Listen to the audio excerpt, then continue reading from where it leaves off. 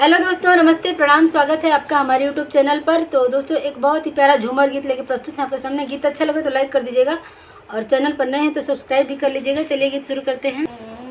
ननदो इतना गरियवनी तोहरा लाज नहीं के, ननदो इतना गरियवनी तोहरा लाज नहीं के। ननदो बूढ़ावा बतार पालो भैलू कैसे, ननदो बूढ़ावा बतार पालो भैलू कैसे।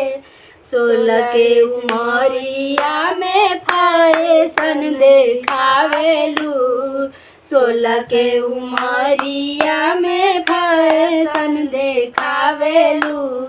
चढ़ली जवानी अपन बुढ़वे पलुटावेलू, चढ़ली जवानी अपन बुढ़वे पलुटावेलू। ननदो सब कुछ करे तोरा लाज नहीं के, ननदो सब कुछ करे तोरा लाज नहीं के। ननदो बूढ़ावा बतार पालो भैलू कैसे, ननदो बूढ़ावा बतार पालो भैलू कैसे। बाप और भाई के नमवा हंसवलू, बाप और भाई के नमवा हंसवलू। काला काला चेहरा के फेसियल करवलू, काला काला चेहरा के फेसियल करवलू। केतनो बनबू हीरोइन तोरा नाम नहीं के, केतनो बनबू हीरोइन तोरा नाम नहीं के।